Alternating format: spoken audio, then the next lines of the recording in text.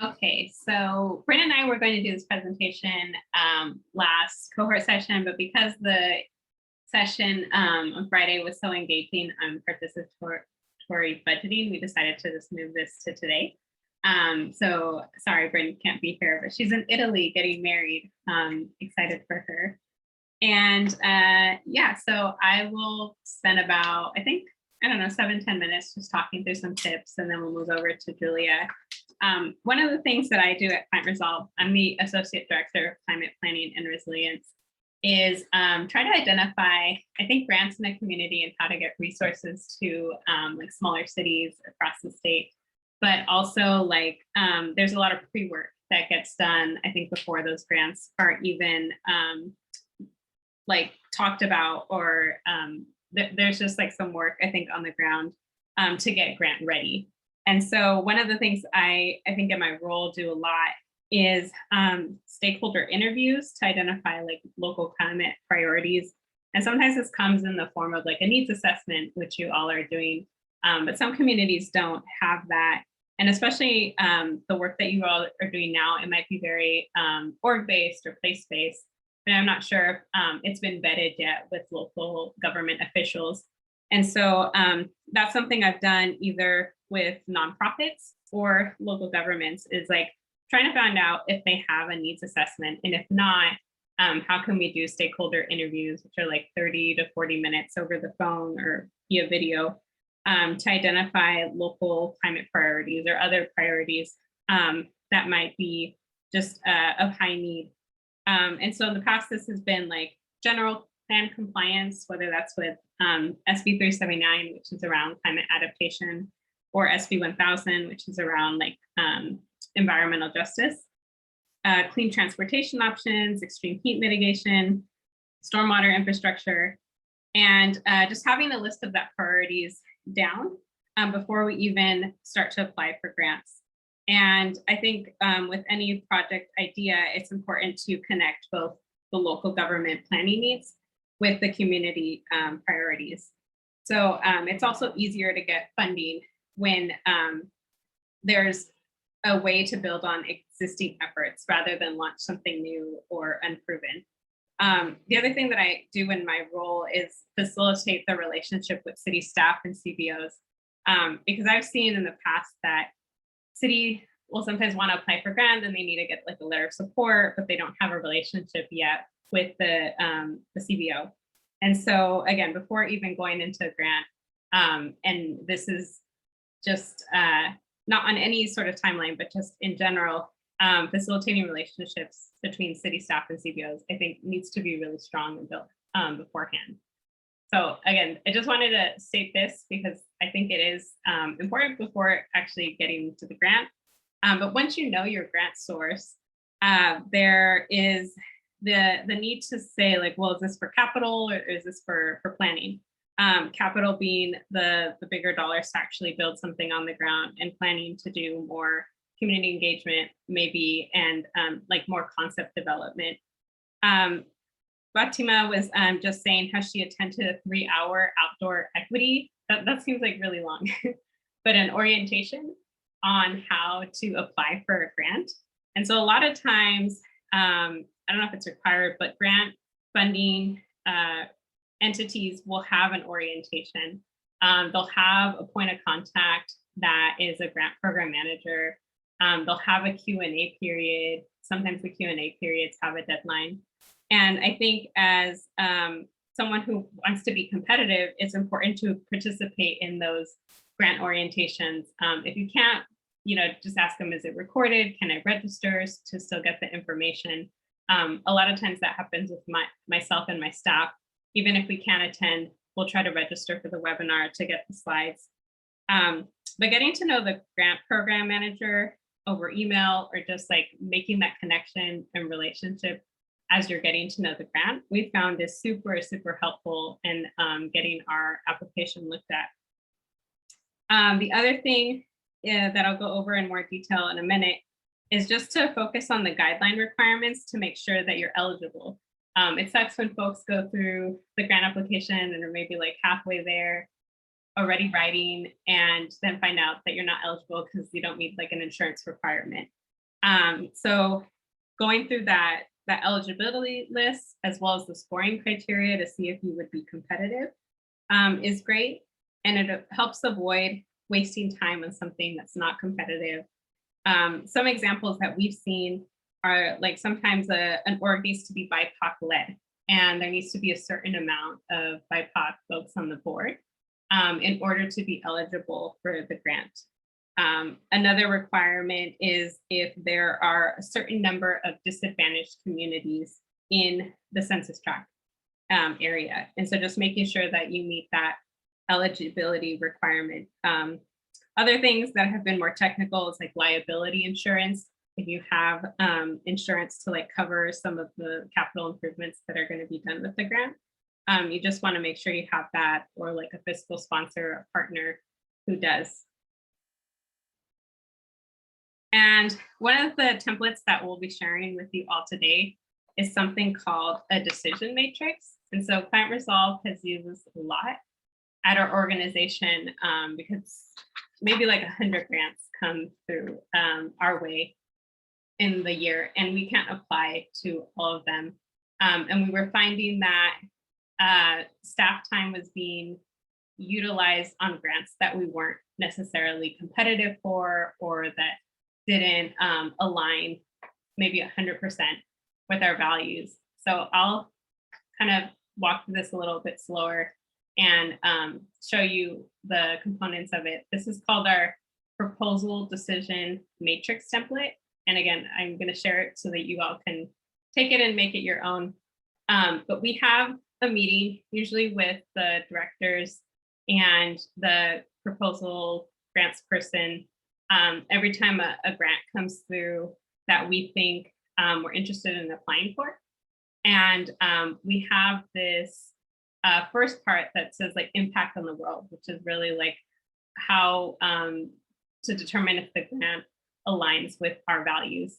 And so if it serves our like target population, here's our definition of a target population, which is historically marginalized people, including BIPOC, disabled, women, pollution burden, and low income. If it's really strong in that, we give it like a 4. Does it have a clear impact? Like we'll be able to see the outcomes in a couple of years. We can give it a 2.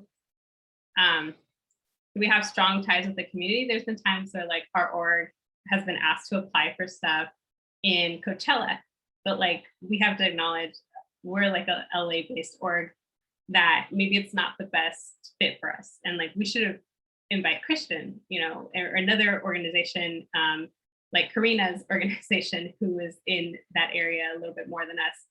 So if it wasn't like for us, we might put like a 0 here. But it doesn't necessarily mean that we won't be involved. It's just, I'm trying to get to a determination of how competitive or how much we want to apply for this grant. Is the effort better with us than without us? That depends. Like if we're going with the Coachella example, then maybe it's like a 1 if we end up partnering there rather than being the lead. Can we acknowledge histories of the community that is being worked with, such as ancestral land, immigration, redlining, and environmental racism? Sometimes it's something we want to ask the funder. And if it's okay, I'd put like a 3. Reducing disparities and climate change impacts, if like the grant allows us to do that through like workforce development and partnering with BIPOC owned or run orgs, we'll put a 3. Engagement spectrum, like is there an opportunity to budget for ways to do inclusive engagement, incorporate language access, especially if funding doesn't have like a limit on engagement. We look for that in the guidelines. And let's say like this grant that I'm making up and going through says that we can only fund up to like 10% of the budget on engagement. I'm going to put like, you know, that's pretty low. I'm going to put like maybe a 3 or a 2.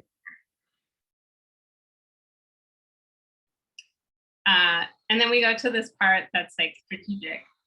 If the grant program has an ability to be like a landmark program or have a wow factor, that's something we would highly consider. So I think if we're going for this, again, makeup opportunity in the Coachella Valley, if there's an opportunity to partner with Karina's organization or Christian's organization, and it's about like drought efficiency for BIPOC communities and like how to get drought and energy efficient buildings, like that could be kind of cool. And I'm going to put like a 3 for that. Serve our mission, put like a 4. I don't have client results mission, but I could have linked it here. Strategic for future growth or a one-off. This is important to client resolve because sometimes like a funder will say, we have this for 1 year, but it's not guaranteed. And that's a huge downside for us because then it means like we have to hustle to get the grant done, but then we don't know if it's going to be funded again. And so for client resolve, we actually put that like pretty low because we don't want to just do something like one-off and not have it funded over the long term. Winnability, as you all know, like sometimes grants have a lot of deliverables and the way that reporting is needed is kind of stringent. So like, again, Client Resolve is a nonprofit. We don't like that either. So like, let's say if this grant opportunity had a lot of that, we would give it like a low scoring. How competitive are we? If Client Resolve was to partner with a lot of organizations in Coachella Valley, we could put that we could be competitive, maybe like a 3. Do we want to work with them? In the past, like, for example, like SoCal Gas has approached us and we don't work with SoCal Gas, like no longer, just because it's a more like fossil fuel company. But if there's like any reason that you wouldn't want to work with a funder, you would put that in your decision matrix. And we have that here just to gut check ourselves too with the funder and make sure they're not like a bad funding source. Just put that. Okay, I'm almost through this. And the last part is the impact on client resolve. So at our own org, we have something called like staffing allocation and workload projections. And we work with our operations director to see if we actually have staff capacity to do that. And if we do, it scores high. If we don't, we are not sure, we could put like a 3. Again, if the money's good, I think that also has to go with the funder. It's just another way of saying it. Are we allowed to claim credit? Client Resolve has worked with like a county or like another entity where we're more in the background and it's like kind of subtle. And so if we're not able to claim credit, I would mark that kind of low. If we acquire new skills, usually that is pretty high, but the weight is low. If the application requires little effort, can rate that pretty high. And then if the application doesn't have extensive travel, I can rate that pretty high too. Okay. And I think this one scored pretty low. The calculations, yeah, are about right. So in this case, we necessarily client resolve might not go for it. If it scored a little bit high, or we would have like a longer decision and maybe pursue. And then, you know, for a high rating, we would have a quick discussion and then likely pursue. And then if it's over 90%, like a no-brainer, we would go for it. So I'll stop there and see what folks have to say, because I think that's one of my last slides, and want to know what you think about that, or if you've done other proposal matrices in your work.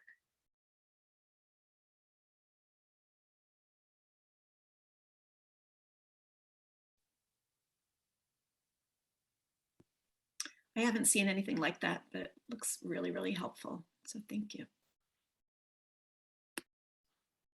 Okay.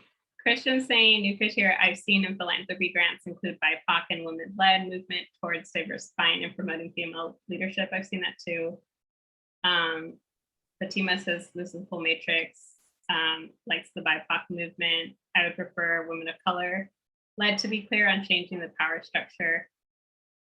Okay, and then Martha has her hand up. No, I just wanted to say, I really appreciate you saying that point about, is it really worth it? You know, when you're talking about reporting, because sometimes like in the gist of things, like we look at money and we think, oh, it's good money, but what comes with it, you know, and you've got a lot of other projects going on. So who's going to be doing the reporting? You know, you have to kind of assess that early on.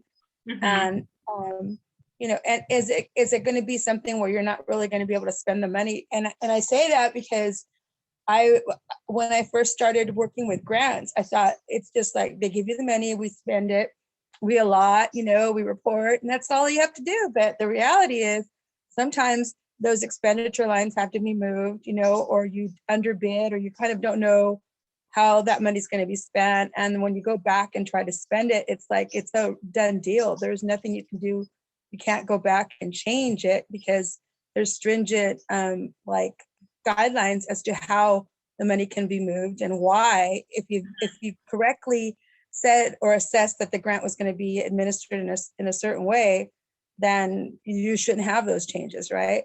I'm looking at like the Cal EPA, they require so much reporting that sometimes you look at the grant and you're like, is it going to be worth it? You know, because once you jump through all the hoops, and if it's put on you, then you kind of start looking at things differently. So yeah, I appreciate that, because that's kind of like the day that your eyes get awakened kind of thing, you know. Thanks, Martha, for that. Yeah, and we're going to share this template just so you can kind of make this your own, and you can play around with the weight and the ratings. And right here, I changed it to say, like, is there a lot of reporting required? Because it's definitely something to write in there, especially if you have like a smaller staff. Okay, I'm going to go to this last slide and then turn it over to Julia. These are just some reminders that we use to make sure our grant gets in on time. We usually have like narrative brainstorming as a team. We try to show in the narrative how overall the application and the project will improve quality of life and equity, is multi-beneficial, and meets the scoring rubric. In the past, we've created like Arcgis Maps, which I think puts us over the edge, or gives us like an added benefit that integrate data sources such as CalEnviroscreen, CalAdapt, and Healthy Places Index, which you all got some demos on, and so hopefully you can do that as well. And we've worked with doing a work plan and a Gantt chart for showing deliverables and timelines, and I think Julia is going to showcase some templates too. And then also doing a draft project budget. We've learned that using project roles or job titles rather than names of people for more junior staff allows for flexibility and less admin later on. And then showing leverage funds makes a project more attractive to funders, whether that's in-kind donations or local municipal dollars that can be leveraged to make the project a lot better. And the other materials that are nice to have include the letters of support and resumes and bios, just to have that updated at all times, is really helpful to your organization and being more competitive and using time efficiently. And then organizing check-ins and calls to stay on top of the grant deadline and coordinate any materials needed. So that is the end of my presentation, and I think I'll turn it over to Julia to do first. Awesome. Thanks so much, Natalie. I'm going to go ahead and share my screen, if Sure. that will work. Which is the exact same screen that you were just sharing.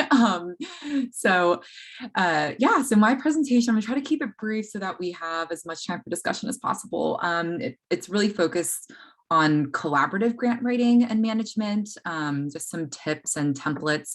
It is intended to be complementary to everything that Natalie presented. So you'll hear me repeat a couple of things that she noted, just generally everything that Natalie covered in terms of kind of those core grant writing, effective grant writing kind of practices and procedures.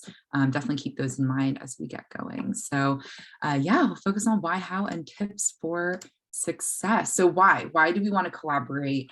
Why do we want to have a collaborative approach when we're looking at grant writing? So first, looking at eligibility requirements and how you can make your proposal more competitive, looking at the organization type, who is eligible, looking at what the minimum qualifications are, and just ensuring that the team can bring those qualifications fully.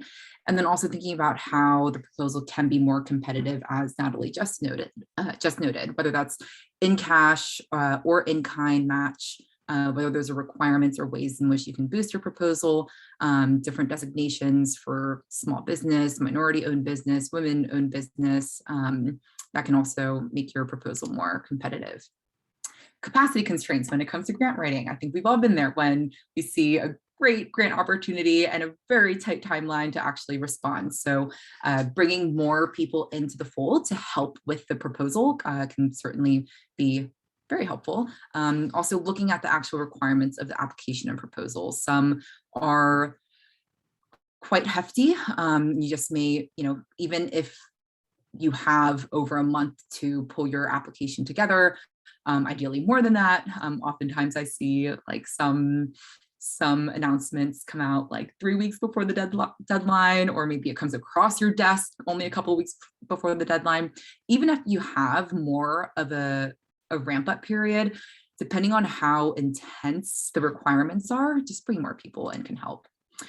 Capacity constraints when it comes to project execution, especially for smaller nonprofits.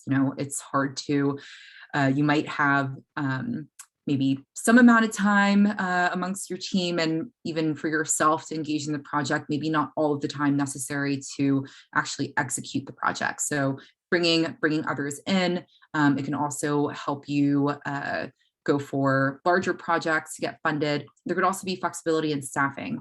Oftentimes agencies really care about that final budget amount and the final deliverables. There could be some changes in terms of budgets across the team. So if you have a larger team and there are some unforeseen staff changes, there are ways in which you can tap into more partners to look at how you could shift the budget to then accomplish your objectives. Of course, bringing more people in, you'll have more skills and strengths to tap into, both in terms of developing the application and for executing the project, and then relationship building. I find that a lot of the partnership development and engagement that I'm doing, I'm sure it might be similar for you, these aren't fun, it's not funded. The time that you're spending engaging with your partners, oftentimes it's not funded. I find that when LGC partners with an organization, that's a real opportunity to deepen our relationship. It's also an opportunity to form new partnerships, whether that's with organizations that are occupying a similar space that you've been aware of and haven't had the chance to work with, or if they're entirely organizations focused on entirely different subject areas that's very complementary to your organization's mission. So I wanted to run through a super quick case study. This is for the Capital Region Climate Readiness Collaborative, which we at LGC helped to facilitate. There was a study conducted by Sacramento County looking at the urban heat island effect. The study area was Sacramento County. Findings found that the heat travels outside of the project area. So there's our problem. We need to expand that view, right? So we became aware of it. The collaborative members became aware of it. We met and discussed, what could a potential project look like that looks at the urban heat island effect at a regional scale, and then also looks at the effectiveness of potential heat mitigation strategies. So this was probably like at least a year before we actually identified a funding opportunity that would be relevant. So this was with SB1, the California Transportation Adaptation Planning Grant Program. This is, from what I understand, this is no longer an active grant program, but it did run for 3 cycles. So we identified that, and then we had to refine our scope, right? We had this bigger vision, and then we had to make sure it lined up with the actual grant opportunities. So we kind of refined our initial idea to focus, to have a bigger emphasis around land use and transportation. From there, we identified partners, and it was rather quick and easy for us to do this. We had about, I want to say, 3 weeks to pull everything together. We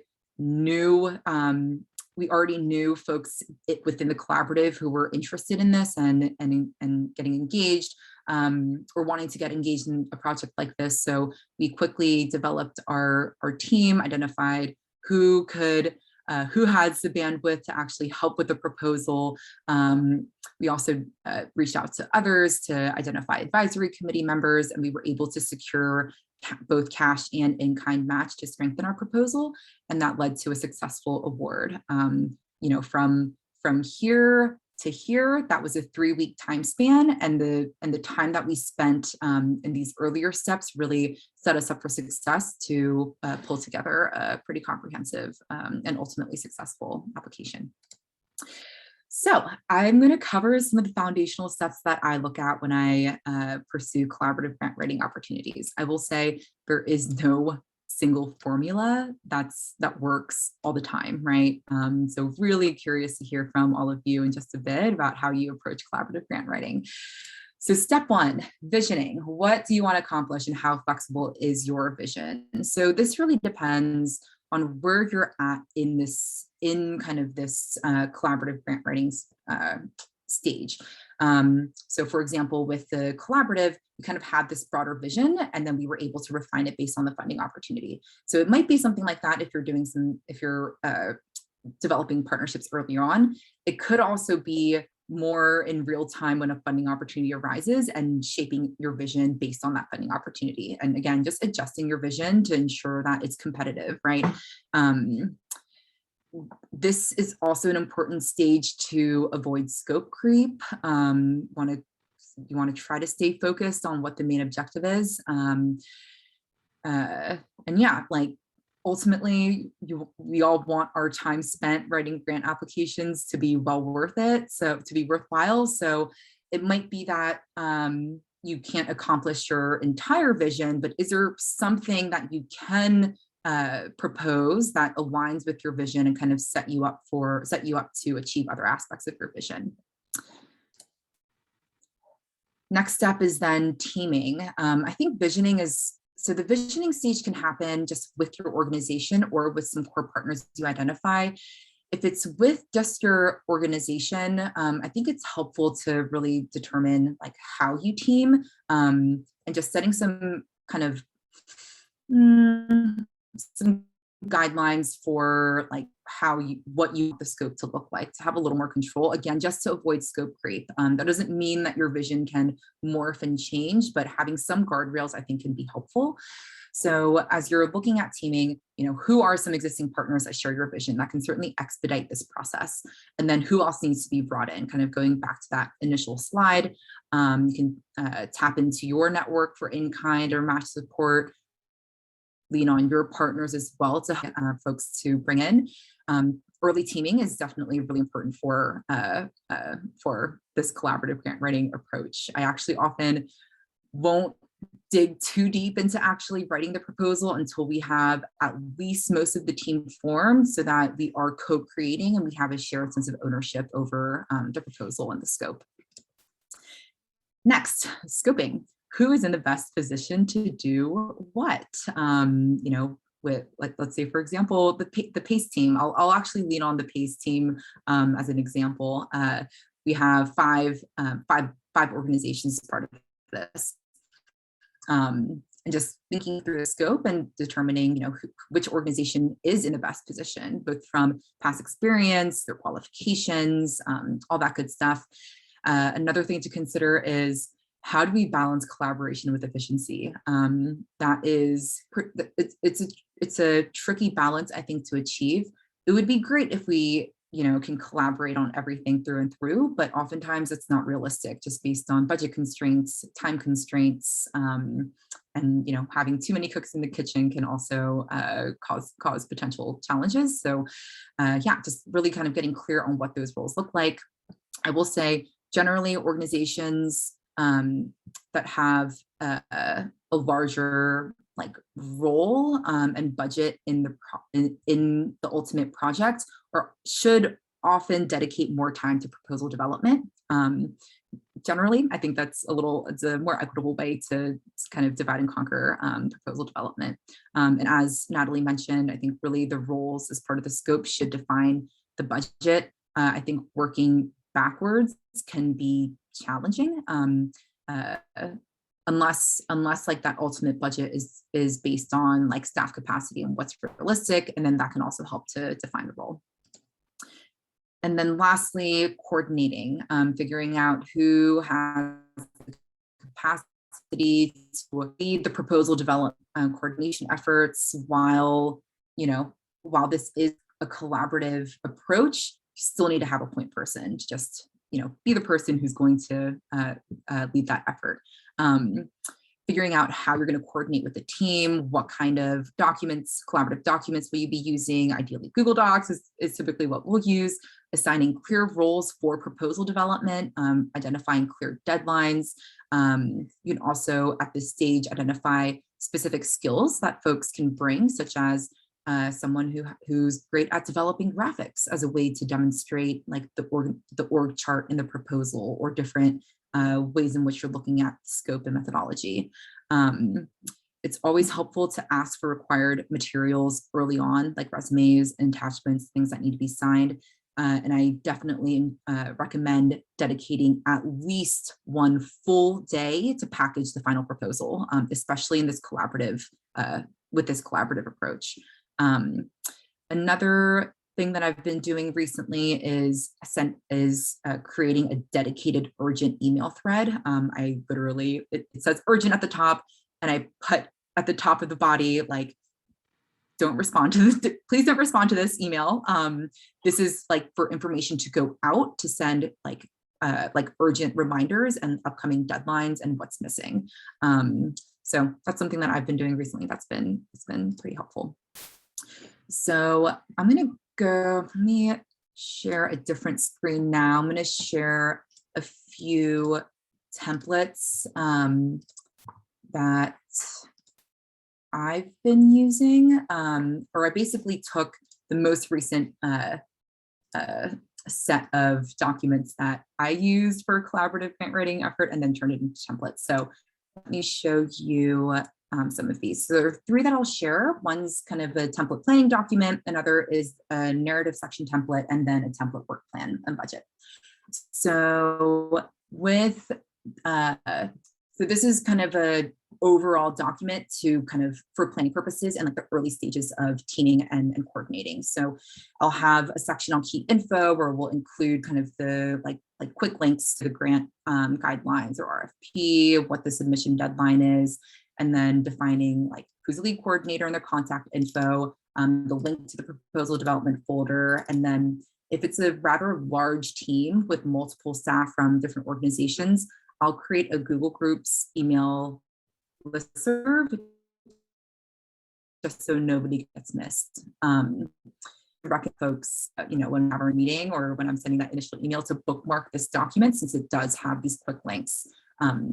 This next section is then looking at the team itself, who's the prime applicant, kind of their key info and the hourly rate that will then inform the budget. Similar for the subcontractors, you can of course add additional rows here. And then here's a template timeline, and I was gonna say an aggressive timeline for a 3-week ramp up, although I often find that sometimes we've had to even crunch it into 2 weeks. So this is just a template starting at January 1, but it can be modified based on how much time you have. So these are kind of the steps that I'll generally take. So forming the team will typically take a few days, ideally more if you have more time. From there, there's an initial planning call. There's kind of an instruction for folks to complete this section essentially. collecting required attachments. There's second planning call. This is the section. This is the portion where we're drafting the actual proposal content. I find that these are the standard sections that are required, although it varies based on the funding opportunity. Then we're getting into kind of that final week is really pulling everything together. So pulling everything into a single document, the lead coordinator would then review it fully, clean it up, flag particular sections that need to be addressed. There's a final call, a final chance to review the proposal narrative, and then, as noted previously, at least one full day to package everything together. So again, just a template that can be modified.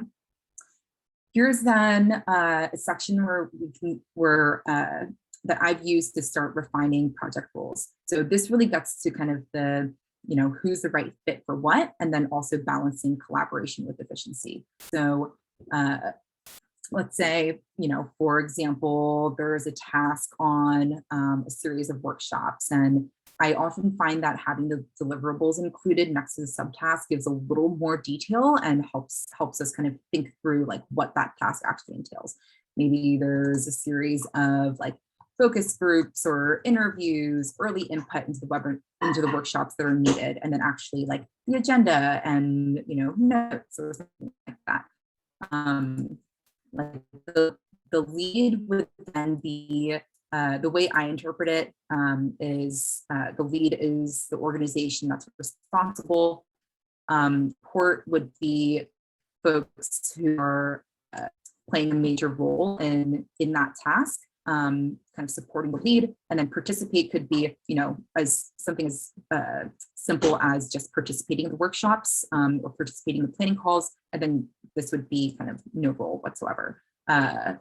This can, of course, be fully refined. You can define what those roles actually look like for that specific proposal. This next section is a template for call notes. I do try to keep everything in a single document so that there aren't too many things floating around, and just cleaning up the document outline to make sure it's easy to navigate. So for the call notes, there are 3 calls included here. This lines up with the timeline, the planning calls that are identified here. There are 3 planning calls, although more the merrier if there is if you do have time to do that. And you'll see some of the template, kind of the sample agendas. This is typically what I'll try to cover at each of these calls. So as the first call, getting clear on the proposal vision, getting clear on the teaming status, determining who the prime applicant is, if there are any gaps, determining the coordination process, going over the different documents that will be used. And then finally, like what are questions that should be submitted before the deadline, and then just reviewing the timeline and roles. The second call would then be kind of confirming the project roles here. So there is in the timeline that step for folks to fill this out with their preference. I often just kind of do a free-for-all initially and just invite folks to kind of go in there. What would your ideal role be? Sometimes I'll provide a little guidance if there are folks that we're bringing in for specific types of tasks. So this call would then be to really refine that and have that conversation around that balance between collaboration and efficiency. From there, time for folks who have been assigned the various sections to draft to go over that, and then getting into the work plan and budget. This is the final call then, as folks are reviewing the final narrative, just seeing if there are any missing attachments, flagging documents that will need signature. I have had to send very frank emails to folks if we're missing required attachments that could disqualify our proposal. I will email the entire group and say in big bold letters, if you have not sent us your XYZ, we hate to do it, but we might need to cut you from the proposal. So please be sure to send it to me by X date. And surprise, surprise, we always get those attachments like an hour after I send that email. So don't be shy as a lead coordinator to be clear on what you need from each subcontractor. And then from there, really just kind of reviewing the full proposal, kind of going down the line, and then finalizing the budget. Sorry, taking more time than I was hoping. This is a kind of a narrative section template. It's pretty sparse, but what I'll do is just to try to keep everything organized, create dedicated Google Docs for each section. So let's say, for example, this is going to be for qualifications. You would rename this to, the qualification section, and then based on the grant guidelines, I'll add the overall guidelines here, and I'll also pull from the scoring rubric. As Natalie mentioned, the scoring rubric should 100% guide you in where you should be focusing your attention as you're developing the proposal. Oftentimes it's going to be the qualifications first, and then depending on how the RFP or grant opportunity is structured, the methodology and scope of work. And there are other aspects. So just pulling that in, and then kind of identifying subsections to keep folks organized. Subsections sometimes might be identified in the grant guidelines, in the outline, oftentimes not. So let's say if this is for like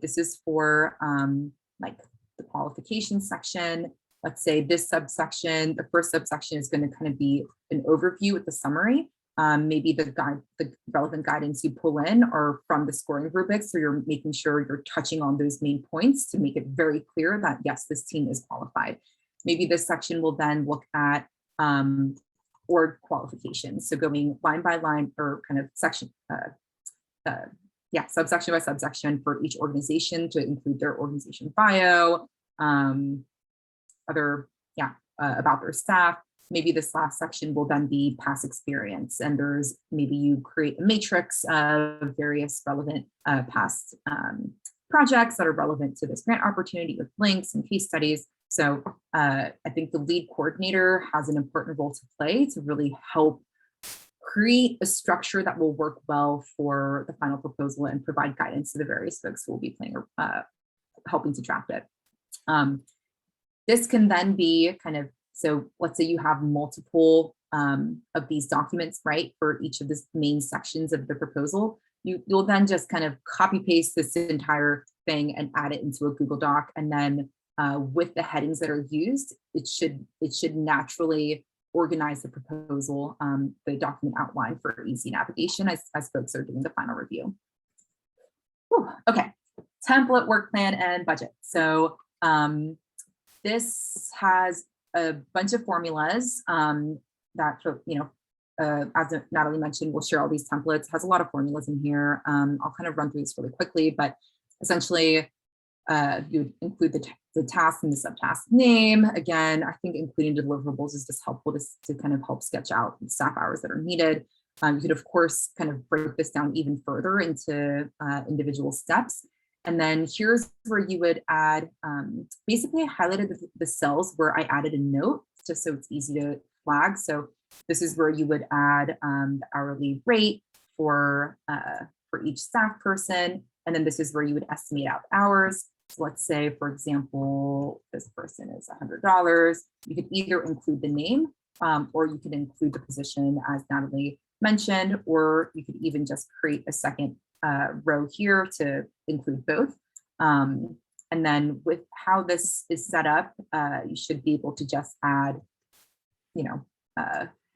hours throughout, and that will automatically update everything you see here. This section will total up labor budgets for each organization. I think I set this up to have 4 or 5. Yeah, 5 organizations. You can always add more. And then total hours by staff, and this will calculate total labor expenses. A couple things to flag.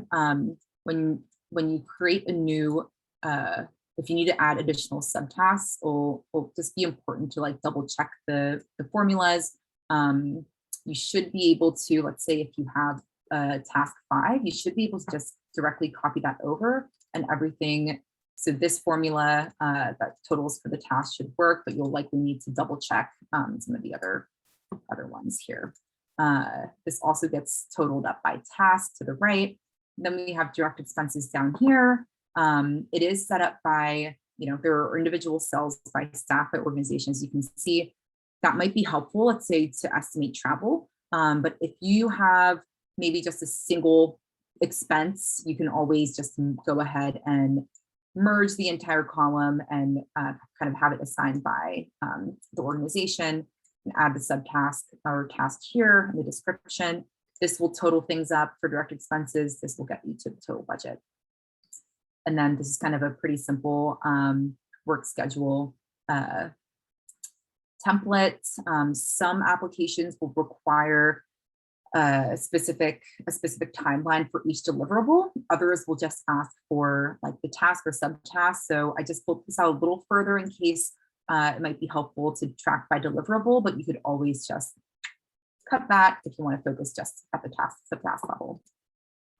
Sorry, I see chats in here, but I'm going to just I just have one more slide to go over. So let me just do that super quick. Let me try to do this in like a minute, and then we'll open it up for discussion. Sorry, I'm taking so long. So you wrote the grant, successful, you're awarded. Now, how do we manage? How do we also take a collaborative approach to managing the grant and the project overall? So first step, ground setting. Talking through what like the project objectives for a grant is one thing. I think it's worth spending some time with the team to just have an honest conversation. What does success actually look like for the team?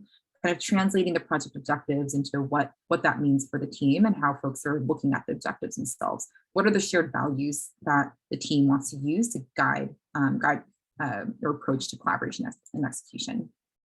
From there, going into structuring. So each section should build on top of the other. So keeping the values in mind, keeping that vision in mind.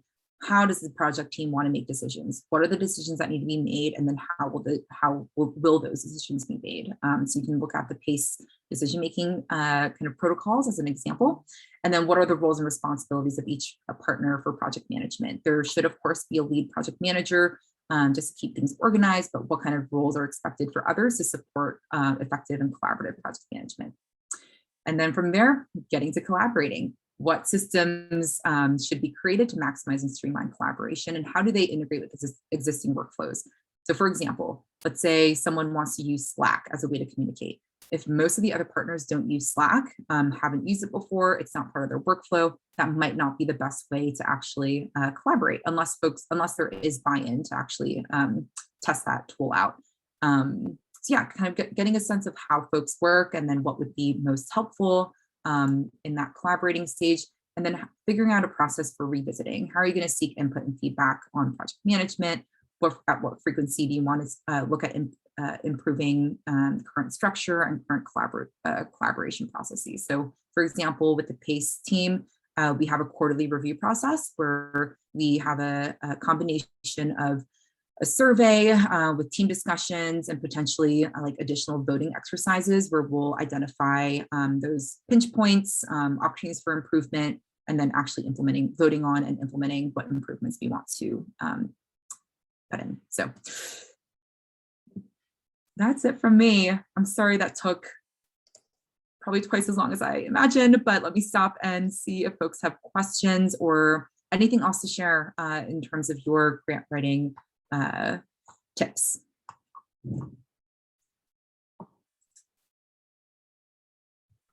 That was super incredible, Juliet. I think we could sell this set of documents as like a class. Like I would pay to take the class and receive those templates. So grateful that you've shared them with us. And the only thing I would mention, I know how you were putting in the collaborators as, I like that you mentioned, or both of you mentioned that, you know, you might lose somebody along the way, right? And what capacity do you have to fill in? So maybe adding that like little extra bit, like, and if we were to lose this piece, this is who can step up and take that piece, right? That might be really helpful because that happened to us at Stack Tree. We lost our fruit tree relationship. So all of a sudden we had to come up with 700 more trees to reach our deliverable goal. So, you know, just knowing in advance, like if this partner wasn't able to meet their goal, could we? So I like the way that you set that up on the front end. It seems super useful. You know, Fatima and Martha, you have your hands raised. I will say we are going to be sharing all of these templates as part of the follow-up. So definitely stay tuned. We're going to package everything together for everyone.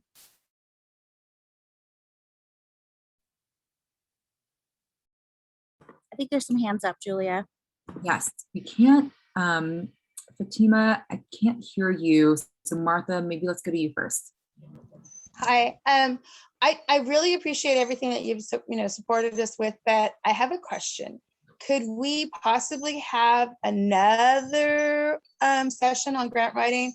And the reason why, I mean, like a lot of the information that you're giving is really, really like precise and good because, you know, even if you've written a grant, sometimes we do things like haphazard and we look back and we're like, oh, that would have been great to have that so we could check off.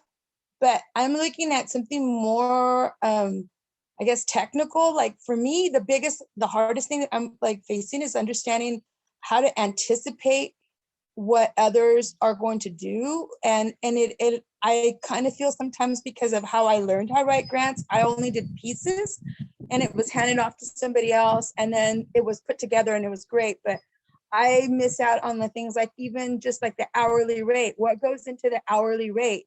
Because it's not just the hour, it's also workman's comp, you know, all this other stuff so I look at somebody that maybe was a lot for $20 an hour when it's really like $35 an hour for that person, because I don't know all the ins and outs and the nuances of how to I guess forecast, you know. So I would love if that's possible. I don't know if it is or not, but I mean, really getting into like the technical stuff of the grant, you know, like the line items and things like that. That to me is, I think that I would benefit. I don't know if anyone else, but it seems that would be something, I guess, a little more in depth for me. But I know that everybody else we're all on different levels. So I'm considerate of everyone's needs, but that would help.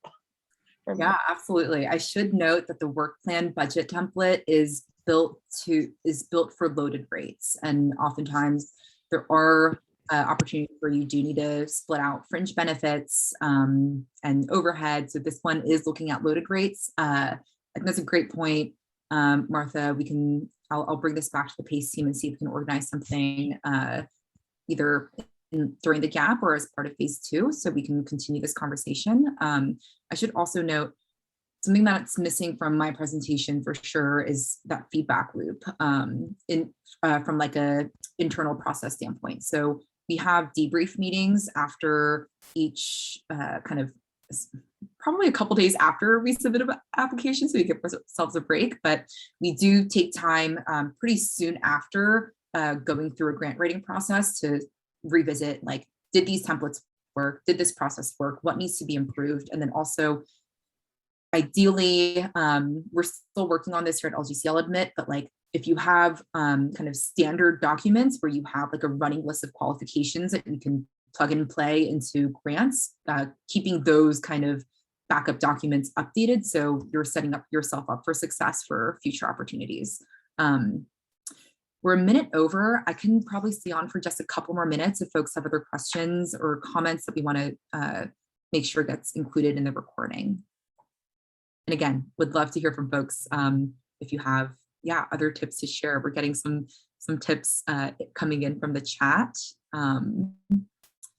as well. And another point on challenges with loaded rates. I can imagine for smaller nonprofits, it is tricky to kind of forecast, ensure that the fully loaded rates are fully loaded and is factoring everything that you need to, from workers' comp to benefits to overhead. And then also for multi-year projects, what does that ramp up period look like for rates? Some grant opportunities will allow for that. They'll allow you to have year 1, year 2, year 3 rates for different staff. For others, if it's a multi-year project, you might need to just actually factor that in to the rate that you provide in your proposal. So yes, we should definitely continue this conversation. The other piece of debriefing is, as a project, whether it could be like after a project wraps up, or it could be on a more iterative basis, the assumptions that you use for hours for various subtasks, you'll have the actual information, right? Like as the project is going and when it's completed. So how are you using that information to inform your future proposals, and not solely relying on your best guess, but using real data and making sure that you're set up for success where you can accomplish the deliverables and just right sizing the budget and the scope of work.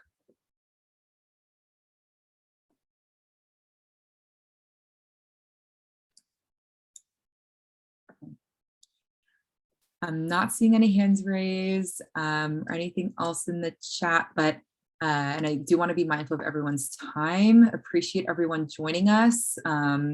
This will definitely be a conversation that we continue to have. And yeah, huge thanks to Natalie and everybody. So we will see a lot of you tomorrow and next week. So thanks everyone. Enjoy Good the rest of stuff. the day. Good stuff. Thank you.